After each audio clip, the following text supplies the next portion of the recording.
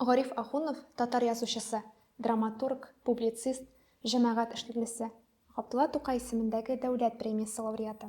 1977 елда Казан утлары журналында Гариф Ахуновның «Идел кызы» дип исемләнгән романы басылып чыга. Автор әлеге әсәрендә 1900-1930 еллар аралыгында булып узган тарихи вакыйгаларны сурәтли. Күренекле әдип турында бүгенге чыгарылышыбызда сөйләшербез. Гариф абый дигәч тә күңелләр яктырып китә.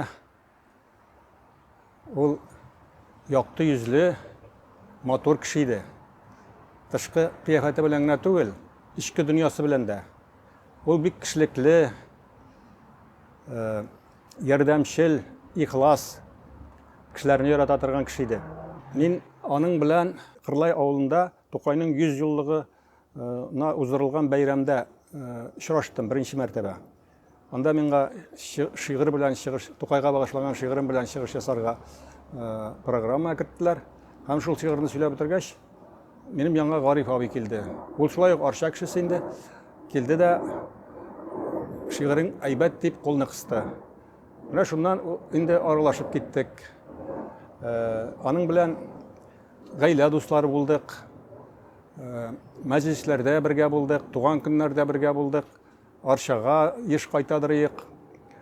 Әле хәтерлим, аның Волга буендагы дачасында да кунак иткән иде ул. Ул бик кунакчыл кеше иде. Һәм менә яшьләрне, безнең яшь аермасы бит инде бик зур. Яшьләрне ул үзенә тиң итеп сөйләшә торган кеше иде. Ул гади булудан курыкмады.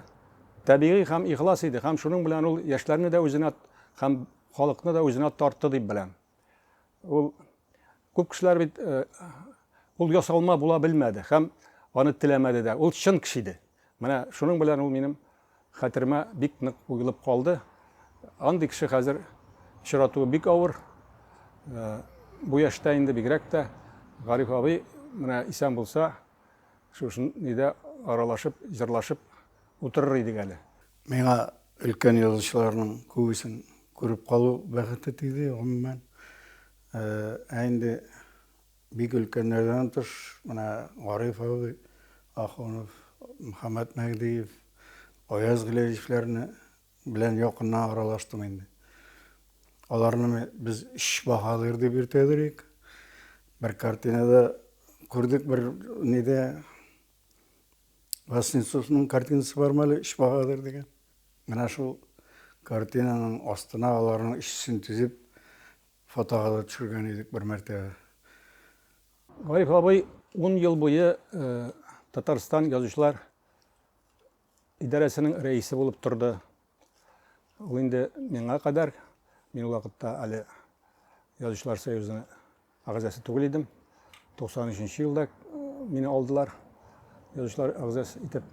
Ул аның әйткәннәре истә калган. Мин үзем эшләгән чорда барлык язучыларда квартирлы иттем дип. Обком ишеге төбеннән китмәдем дип әйтә торган иде. Аның үзенең квартиры бик гади генә иде. Хрущевка инде. Шундый квартирада яшәде ул һәм аны алыштырмады да. Бит үзе дә ала аладыр иде квартира. Яхшы аның ул бит язучыларга яхшы квартиралар алып бирде. Үзе менә шундый квартирада яшәде. Ул аны материал я кызыксындырмыйдыр иде. Ул иҗат белән яшәгән кеше. Меннән сораганым булды. Гариф абый, шушы чорда сез бик күп иҗат иттегез, иткәнсезме әйтәм. Язучылар союзы рәисе булып эшләгәндә. Каян әйтәм вакыт таптыгыз? Ул бит әйтәм бөтен вакытны ала торган язучыларның сораулары да сезгә күп. Көндәлек аны шишәргә кирәк. Мәшәкате күп инде рәиснең. Ул әйтәдер, мин иртән сәгать 4-тә торам. 9-да минем эш башлана. Менә инде эшкә килгәнче мин 4-5 сәгать эшләп киләм дип әйтә торган иде. Һәм чыннан да шулай. Чыннан да шулай. Мин аңа шандым. Бер вакытны без кайттык Арчага. Анда инде төрле чараларда катнашып, бик соң гына кайтырга туры килде Казанга сәгать 2-ләрдә. Иртә белән сәгать 8-дә уянып китсәм, радио эшли, Гариф абый сөйләп ята. Мәйтәм, бұл язма что ли, или прям турдан туры, ну, ошаған турдан турыға. Ниндер шетел кешеләре белән бу әңгәмә корайны, моны чакырганнар. Мин шалтыраттым Гариф абыйга. Гариф абый, мәйтәм, сез егет что ли, мәйтәм, әллә запись идеме ул, мәйтәм, язмайдымы? Юк, ти, мин идем ул Наил ди. Мин дә менә ди, иртән тордым инде ди, көндәлек яздым кичә булган нигә ди, очрашуга ди. Анда син дә бар ди. Менә килеп укып кара ди. Менә шулай иттереп мин ул полный шандырды. Чынлап торып ул шул иртән эшли торган булган икән. Гариф абый гомумән гади кеше иде ул, аның белән рәхәтләнеп сөйләшеп була. Менә бер эпизод хәтерлим, азнакайда йөрибез икәү машинада. Бул мол табыннан килеп чыктык без, бик кәеф шәп иде. Азнакай киңлекләрен карап йөрибез. Көз айы, кояшлы көн. Рульдә шагыйрь Илдус Гыйләҗев. Без артта утырабыз икәү. Мин инде кәеф булганда теге шигырь юллары әйтеп куярга ярата торган идем.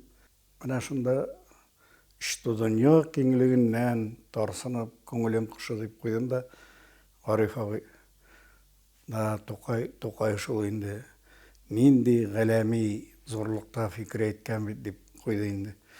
Мин аның күңеле булганын күргәч, тагы шигырь юллары сөйләй башладым. Мин әйтәм, үлем китемнәрне яза күрмә, без кайтканчы исән торсыннар дип. Кемнеке бу ди? Әйтәм, бу Мустай Кәримнеке. Авылдашка хат дигән шигыре шулай тәмамлана. Кара әле ничек мәгънәле әйткән бит ди, Гариф абый әйтә. Син чынлап та кайтып төшәсең, әле фәләннәр кайда дип сорый башлыйсың, ул инде үлгән була ди, син ишетмәгән буласың. Мин кайтканчы исән торсыннар дип язган бит ди. Шуңа инде мин Гариф абыйның күңеле булганын күреп, тагы шигырь юллары ибәрә башладым. Әйтәм, менә булса кемнеке, Гариф абый? Туган ягым, ап-ак тагын, ап-ак шәлеңне ябын, ап-ак шәлеңне ябында шәмдәлләр булып кагын. Кемнеке бу ди, белмим ди. Әйтәм, Айдар Хәлимнеке. Кит аннан ди, булмас. Айдар Хәлимнең шигырьләре монда яңгырап тормый бит ул. Аның бит рифмалары аксак була. Катлаулы ритмикага курылган була ди. Мен әйтәм, шуныкы инде тагы бер кабатлады ди. Мин тагы бер кабатладым инде. Туган ягым, ап-ак тагын, ап-ак шәлеңне ябын, ап-ак шәлеңне ябында шәмдәлләр булып кагын. Кара әле ди, менә Шәһидә аңа әйтергә кирәк, китабын укып чыксын ди. Аннары мин үз фикеремне белдерәмен сиңа ди. Шулай итеп барабыз, бер күлгә тау астында ялтырап күл күренде, шуның ярына таба бара башлагач, мен әйтәм, бу җаныңны чайкап алыр өчен дөнья агым сулар яраткан. Бусы кемнеке ди? Хәсән Туфанныкы, мен әйтәм. Да, Туфан шул инде ди, әйтеп куйган бит ди бу әйтә. Шуннан күл ярыннан узып китеп, асфальтка чыктык та. Әйтәм, Гариф абый, ул шигырь юллары Хәсән Туфанныкы түгел, минем үземнеке ул ди. Шуннан бу башын артка ташлап көлеп куйды да, синеке булуына карамастан әйбәт әйтелгән диде. Шундый бер эпизод булган иде. Мәҗлесләрдә, туган көннәрдә булырга туры килә иде. Ул бик җыр телле, күңелле кеше иде. Һәм барлык мәҗлесләрендә үзе алып барадыр. Анда уже тамада кирәк түгел инде. Әле әйткән шундый сүзләр истә калды. Менә кешеләр тус әйткәч, ул әйтәдер. Әйдәге шушы алтын сүзләрне көмеш билбау белән бәйләп куйыйк әле дип. Вот шундый кызык итеп сөйләшәдер ул. Шул тостан соң инде күтәреп куярга. Шундый итеп әйтәдер инде. Аннан аның мәҗлестә бердә төшеп калмый торган, обязательно җырлана торган бер җыр бар иде. Ул аны һәр вакыт җырлыйдыр. Ул вакытта ул популяр җыр инде. туп кына басып килә көмеш тояк тулпаратым. Һәм шуңа өстәп, үзенекен өстәп, ул кызык кешеләргә шундый ниләр ясыйдыр инде, комплиментлар, или төртмә сүзләр шулай. Ул сүзгә кесәгә кермидер бер дә. Бик тере кеше инде. Бик җылы кеше иде. Менә мин кемнән генә сорасам да, кем белән генә аралашсам да, бер генә язучыда Гариф Ахуновны бер генә начар сүздә ишеткәнем юк Гариф Ахунов турында. Бу бит уникаль күренеш. Уникаль күренеш. Моны бит һәр кешене яманлыйлар бездә татарда бигрәк тә. Ну Гариф абыйга тел тидергән кеше юк. Аның менә шундый сыйфаты, аны кабатлый алган шәхес әле әйтәм бит очрата алганым юк.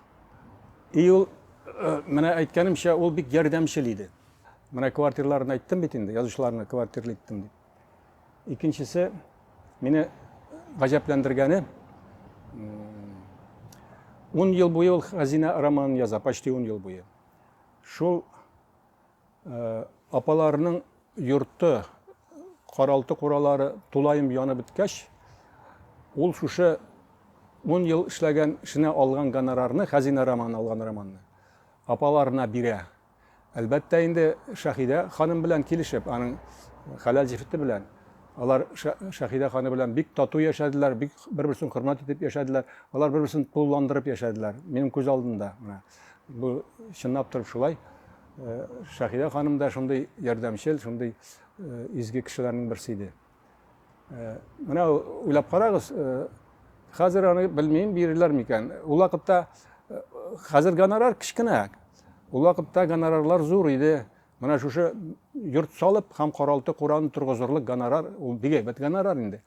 Язучылар инде бер китап чыгаргач, 1-2 ел шул китап хисабына, гонорар хисабына яши алалар иде.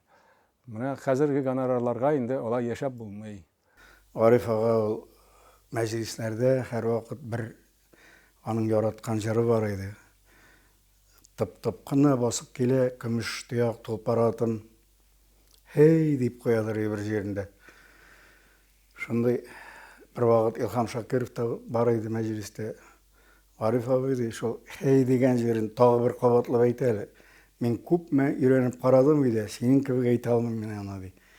Шулай дип тагы җырлады да инде «Хей!» дигәнне бик матур итеп әйтәдер. Чынлап та менә мин хәзер Багман урамындагы безнең элекке нәшрият бар бит инде, хәзер анда гостиница, кунакханә, Нугай кунакханәсе бугай. Шунда икенче этаж тәрәзәләреннән карыйм, Гариф абыйның бүлмәсе тәрәзәләренә басып карап торам да, тын гына шулай «Хей!» дигән тавыш ишетелер кебек тоела хәзердә. Бик еллар аша шулай сагынып искә алам мин.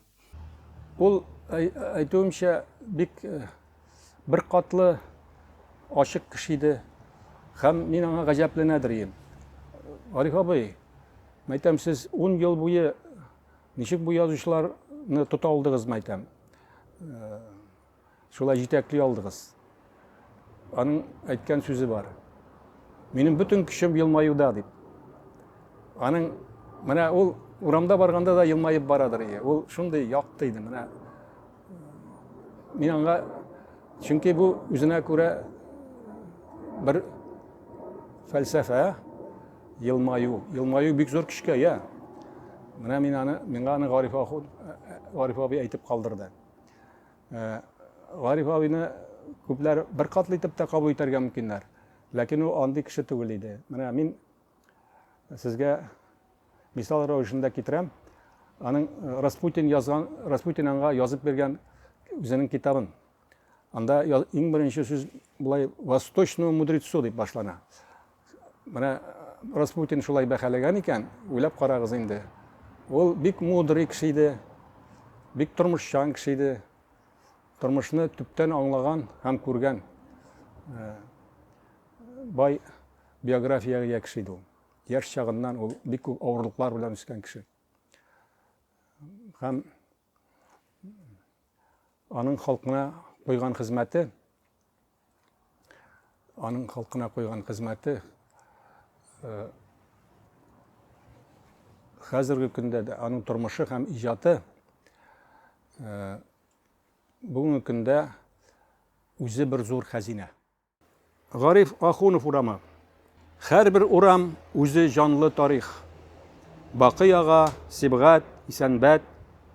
Мең истәлек сөйли һәрбер тәрәс. Искә алганда без исәннәр. Шаян сүзең, ачык якты йөзең, нурга күмәйді дөньямны.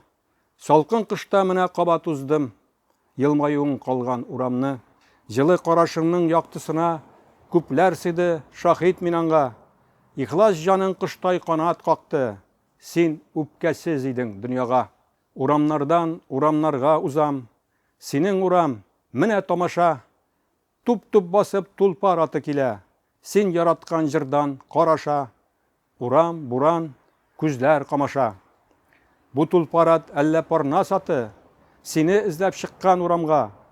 Язылмаган аның җыры калды. Ат югалды кирип буранга. Тәрәзләрдә утлар, сүзләр сыман. Йортлар гүя синең китаплар. Бу йортларда үскән арысланнар. Исемеңне мәңге кабатлар. Моңлы Казанымның урамнары. Меңәр еллык гомер юллары. Алар узын хәтер җебе сыман бәйләп тора милләт улларын.